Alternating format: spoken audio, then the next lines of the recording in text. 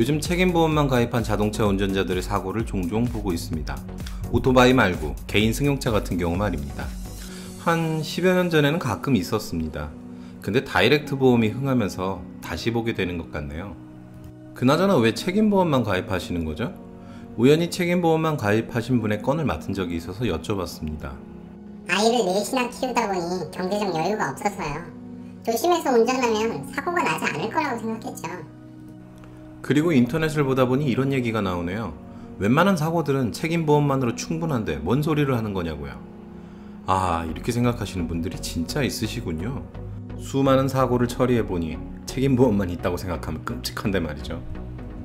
그래서 오늘은 책임보험이 뭔지, 그리고 종합보험은 뭔지에 대해서 살펴보겠습니다.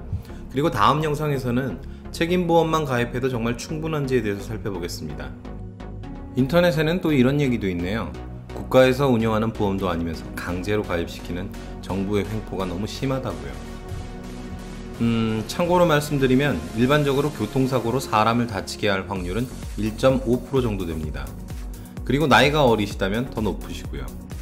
게다가 책임보험만 가입하신 분들의 사고율은 약 2배 정도 높습니다. 대략 100명 중 8명 정도는 부상사고를 낸다고 볼 수 있겠군요. 아참, 그리고 일단 부상사고를 내셨다면 그중 10%는 사망 내지 중상입니다. 100명 중 1명에 해당될 일이 없다면 신세 망칠 일은 없겠네요. 뭐 그건 그렇다 쳐도 원래 자동차 보험은 공보험이었습니다.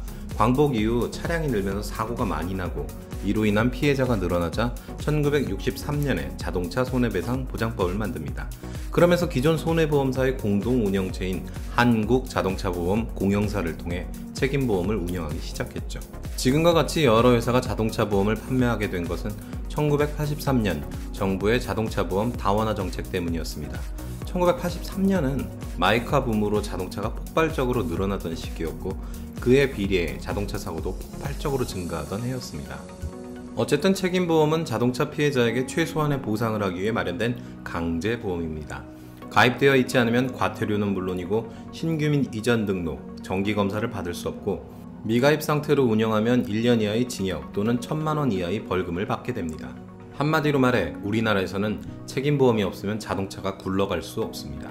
다만 강제보험이라서 최소한의 보상으로 대인 1억 5천만 원, 대물 2천만 원의 한도로만 보상하고 있습니다.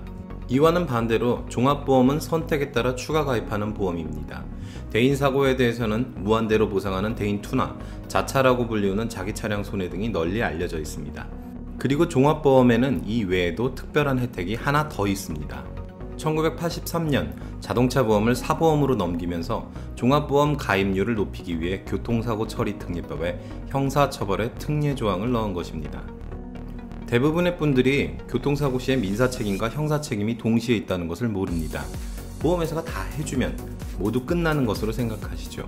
이런 오해가 생기게 된 이유도 이 교통사고 처리 특례법 때문입니다. 종합보험에 가입되어 있으면 11대 중과실, 뺑소니, 중상해가 아니면 형사책임이 없습니다. 그래서 교통사고 처리 특례법을 교통사고 양산법이라고 비난하시는 분들도 있습니다. 하지만 반대로 운전자 입장에서 보면 이런 무지막지한 법적 혜택이 있는데도 종합보험에 가입을 안 하는 것은 바보짓이죠. 이래도 책임보험만 가입하시겠습니까? 요약 정리 들어갑니다. 책임보험은 강제보험으로 미가입 시에는 자동차를 운행할 수 없습니다. 종합보험은 책임보험의 보상 한도가 넘는 피해가 발생했을 때를 대비하는 보험입니다. 게다가 교통사고 처리 특례법에 의해 형사책임이 면제되는 부가혜택이 있습니다. 따라서 책임보험만 가입했을 경우에는 이런 혜택이 없습니다. 보험회사를 통해 민사책임은 면하더라도 형사책임은 지셔야 합니다. 상담을 원하시거나 교육을 원하시는 분은 네이버에서 손해보험연구소를 찾으시거나 crep.modu.s로 방문해 주십시오. 다음 주도 저희와 함께 해주십시오. 들어주셔서 감사합니다.